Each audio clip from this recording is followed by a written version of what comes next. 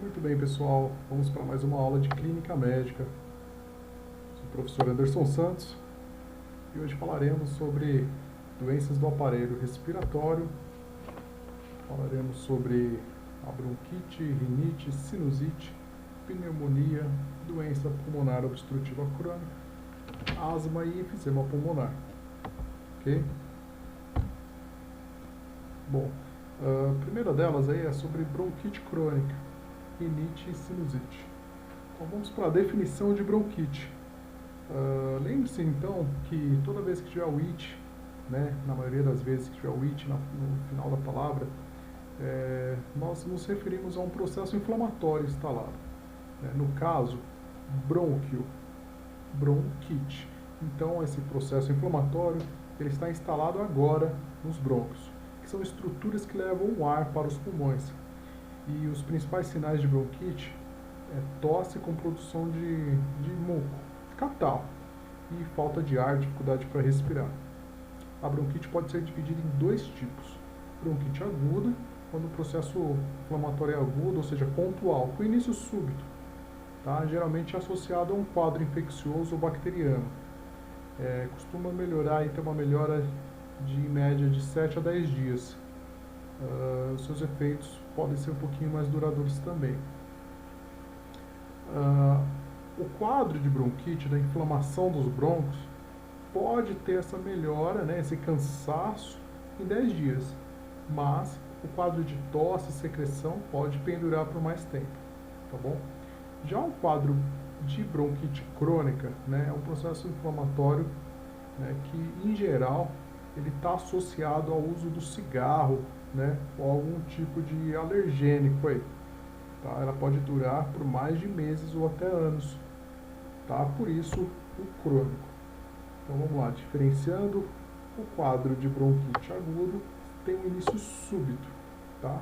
Exacerbado. E no quadro crônico, é um quadro que se arrasta aí por meses ou anos. Certo, gente? Então sempre, quando vocês verem aí alguém falar sobre um quadro agudo, tá? Nunca associem com meses ou anos. Tudo bem?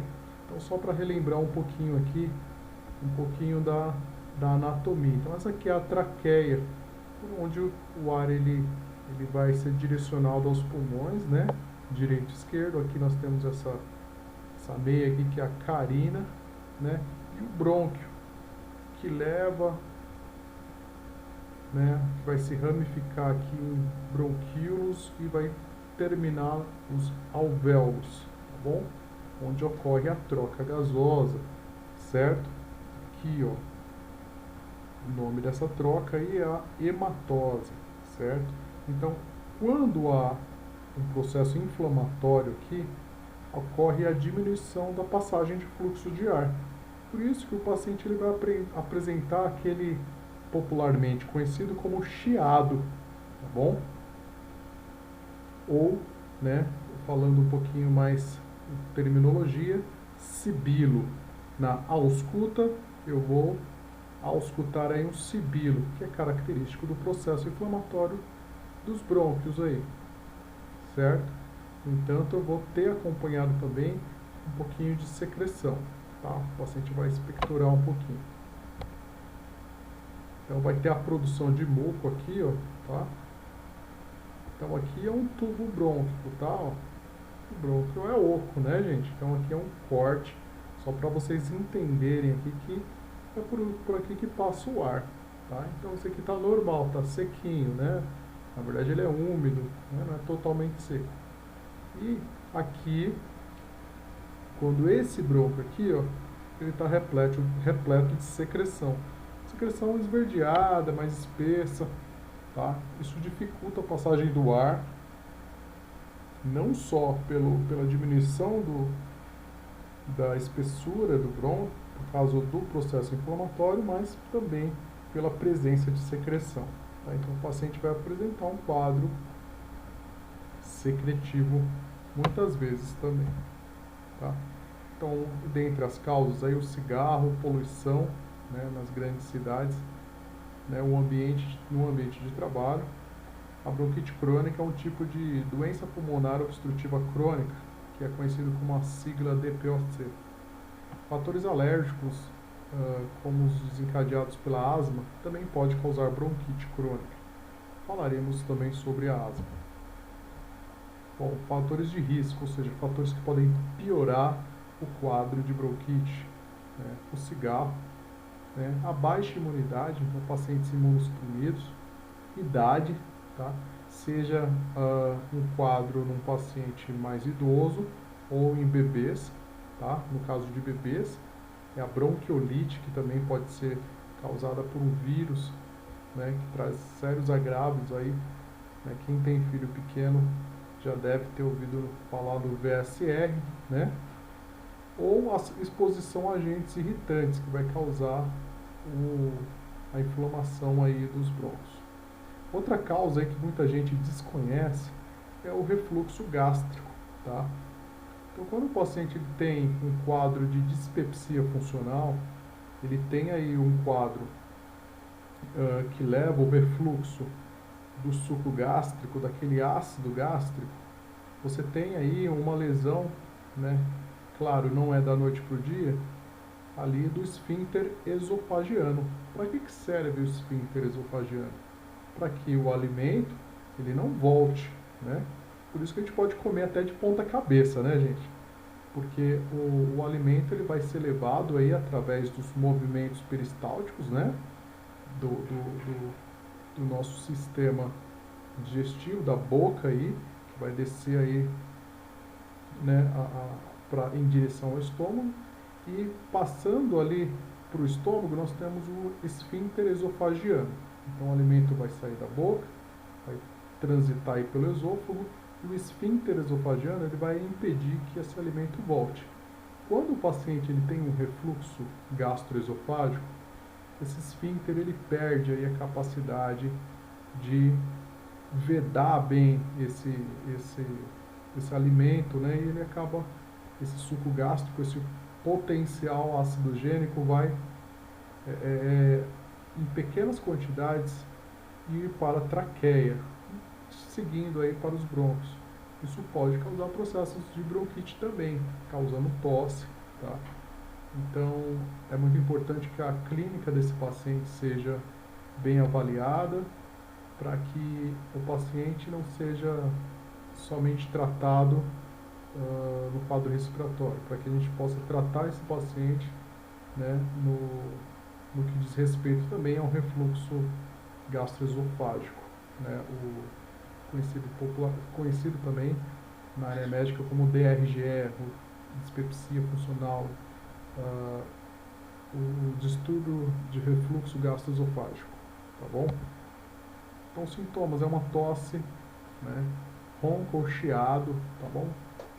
Chiado é a mesma coisa que o sibilo, tá, gente? Parece que tem um gatinho miando no peito. Isso devido ao estreitamento dos brônquios aí.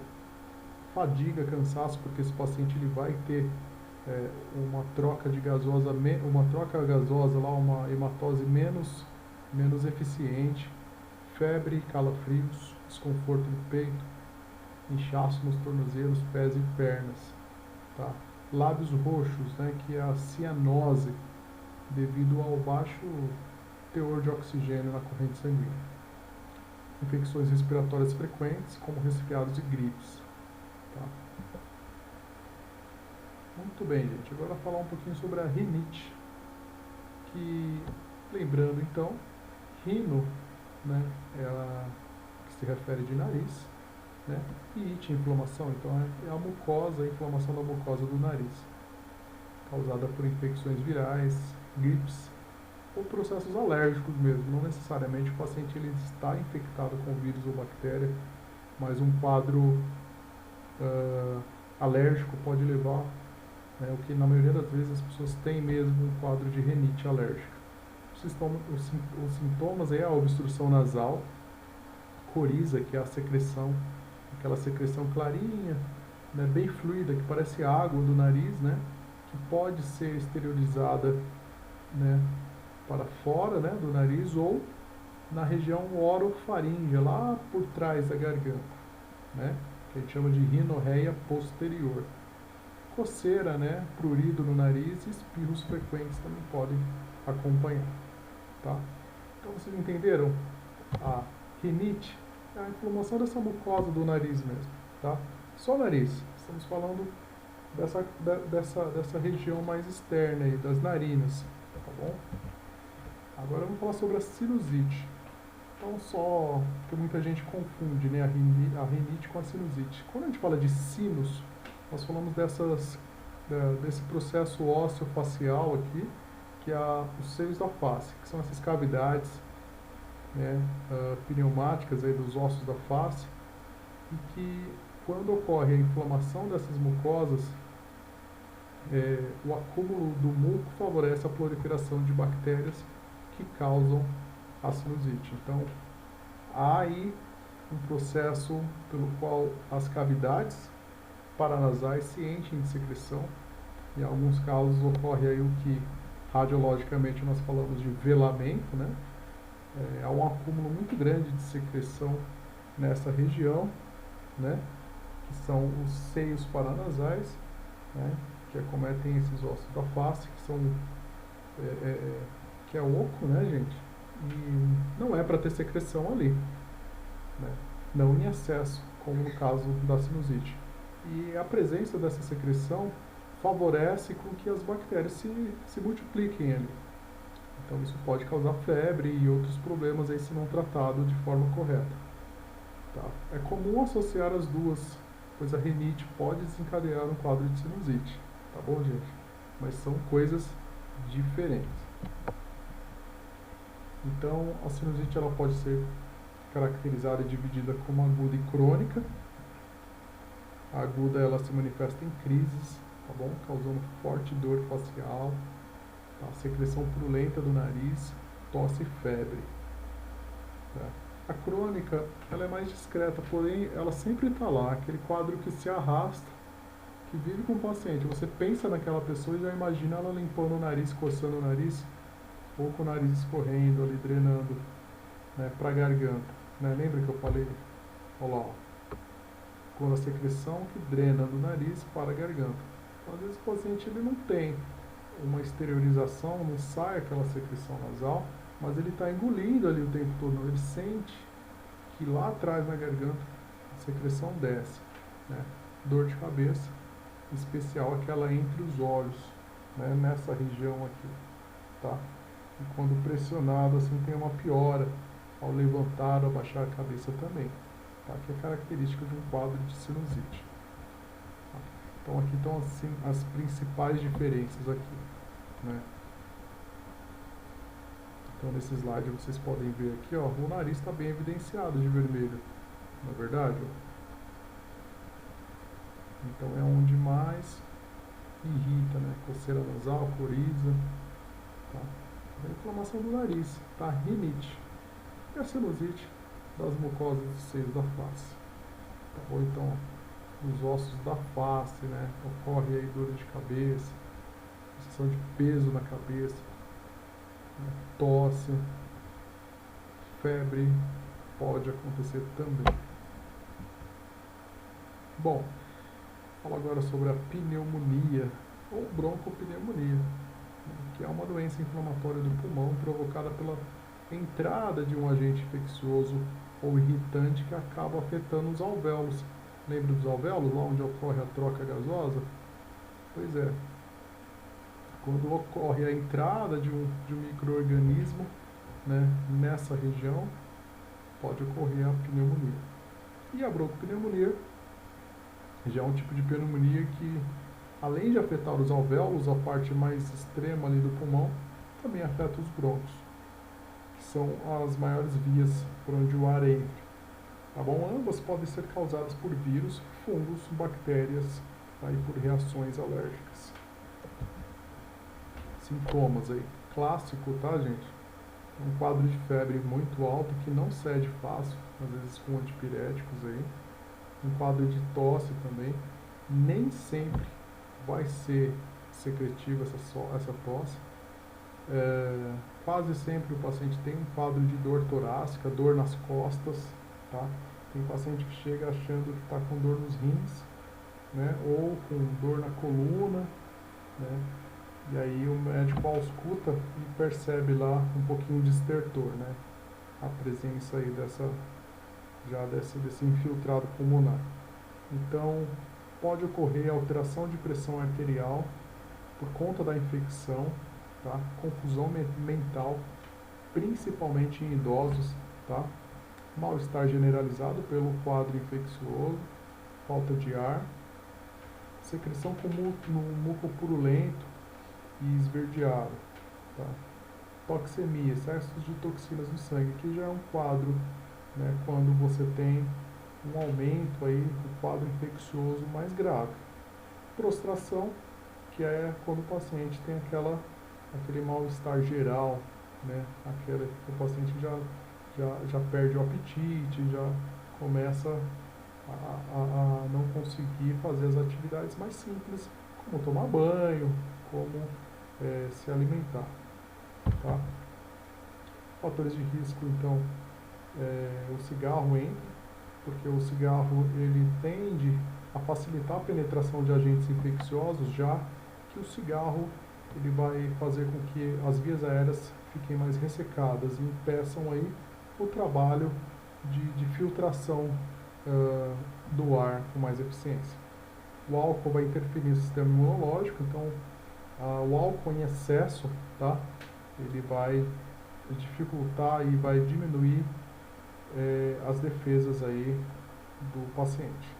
Ar-condicionado, ele tem também a tendência de deixar o ar mais seco, né? Ele tira a umidade do ar. Além do mais, ele facilita a infecção de vírus e bactérias se não houver aí se não houver uma rotina de higienização adequada nos sistemas de filtro do ar-condicionado. Bom, colocou aqui gripes mal cuidadas, né?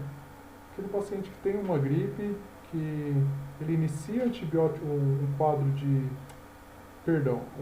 tem um quadro gripal, né, viral, e ele não faz repouso, ele não tem um cuidado adequado com a alimentação, com a hidratação, e aí a gripe se fortalece e essa secreção pode dar espaço aí para uma infecção, já que a secreção pulmonar ela favorece uma infecção secundária. Então pode iniciar um quadro viral que, pelo acúmulo secretivo, pode favorecer a entrada de micro-organismo causando uma pneumonia bacteriana. Tá? Mudanças bruscas de temperatura, né? Isso a gente já ouve nossos avós falar, né? Bom, o diagnóstico de pneumonia ele é o exame clínico, né? Então, a ausculta, né? As queixas do paciente, o clínico é soberano, tá bom? A ausculta pulmonar, radiografia de tórax, tá? É o básico aí para diagnosticar, você vê aí imagens que vão ser sugestivas de um infiltrado pulmonar, de algo no pulmão. Hein? Pode ser correlacionado com outros exames, mas basicamente um bom exame clínico, uma boa ausculta e uma radiografia de tórax de perfil e frente já é o suficiente. Tá? Bom, a doença pulmonar obstrutiva crônica, né? Então lembra que a gente falou sobre o processo crônico? Toda vez que a gente falar em processo crônico, pensem aí em algo que se arrasta por meses e anos. Tá? Então o paciente ou ele tem contato com o cigarro, ou ele fuma, ou ele é um fumante passivo. Tá? Ele pode ser também, ele tem aí um contato com agentes tóxicos como dióxido de carbono, enfim, e outras substâncias que corriqueiramente ele tem contato, tá bom? Então é quando você já tem uma lesão, né, por compostos nocivos ao pulmão diariamente ou quase como uma rotina, tá bom? Bom, a DPOC ela consiste em duas doenças crônicas, tá? A bronquite crônica, que é a inflamação das vias aéreas com tosse persistente e muco, e o enfisema pulmonar. Tá? Então a bronquite é um quadro inflamatório, ponto. Agora, quando a gente fala disso, de um quadro crônico, ele sempre vai estar associado, ou quase sempre, a um fator causal aí, cigarro, tá? Ou um trabalho com produtos químicos e substâncias que causam esse processo inflamatório. A enfisema é um quadro também crônico, tá? O enfisema. No entanto, ele não é um quadro inflamatório. É quando o tecido pulmonar, tá? Os alvéolos, eles estão lesionados e por conta dessa lesão, você tem a falta de ar, você tem uma troca gasosa insatisfatória. Tá? Então, de 80 a 90% dos casos de DPOC são causados por cigarro. Tá?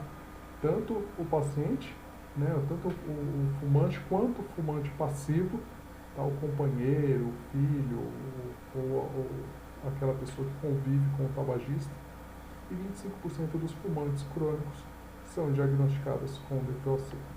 Tá? Então, fatores de risco são pacientes com frequentes infecções respiratórias na infância, exposição à poluição do ar, quase não tem isso em São Paulo, né? Em Osasco, exposição ocupacional a poeiras e produtos químicos, né? São pessoas que já trabalham com algum tipo de substância que também causam problemas ao pulmão. Tá? Sintomas típicos aí, falta de ar, aquela tosse com chiado, né?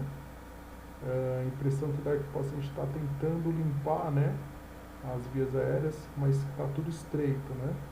Porém, os sintomas de DPOC muitas vezes não aparecem até que os pulmões estejam significativamente danificados. Ou seja, é uma doença silenciosa e quando os sintomas aparecem, às vezes já é tarde demais, tá bom? Então, fumantes a longo prazo de cigarro, charuto, cachimbo, maconha, tá? Não está aqui, mas o crack também tem sido um grande vilão nos tempos atuais, tá? Tem aumentado muito a chegada dos pacientes. O problema é que o crack ele é mais agressivo, então o paciente tem uma sobrevida mais curta, né? Então, pacientes que são expostos a gases químicos, vapores, né? Trabalhadores de construção que não usam os EPIs, né? As proteções adequadas. Então, pacientes com 35 anos de idade ou mais já estão no grupo de risco, tá bom? Muito bem, vamos falar aqui da asma, né? A asma, então, é o estreitamento dos brônquios, né? Canais que levam o ar aos pulmões e dificultam a passagem do ar, provocando contrações ou broncoespasmo. Então, você deve pensar, nossa, mas a bronquite também causa estreitamento dos brônquios, né? Mas o quadro da asma, ele causa contrações, olha aqui, gente, a diferença, ou broncoespasmos, quando há o fechamento, né, dos brônquios. O bronco está assim, ele se fecha, tá? Não é que eles somente inflamam, tá? Mas eles inflamam, geram mais muco e aumenta também, e eles se fecham, eles podem fechar por um quadro emocional, por um quadro alérgico, inflamatório, tá bom? E na asma, expirar é mais difícil, porque o ar ele entra no pulmão e o ar ele fica, né? Então o paciente ele não consegue trocar esse ar, ele não consegue expirar. Então esse é a chave para vocês entenderem a asma, né? Então é uma tosse, muitas vezes ela pode ou não ter muco, quase sempre tem chiado, tá, associado à falta de ar, aperto no peito, retrações intercostais, é quando o paciente ele respira assim e levanta assim, ó, o que a gente chama de respiração com musculatura acessória e o afundamento aqui da furca, tá bom? Essa sensação de respiração ofegante, tá bom? Em quadros mais graves, o paciente ele vai ter aí lábios e o rosto azulado, nível de agilidade diminuído, tá? Ele pode ter confusão mental durante um ataque de asma, tá? Extrema dificuldade de respirar, pulsação rápida, que é ataque cardíaco, ansiedade grave, tá bom?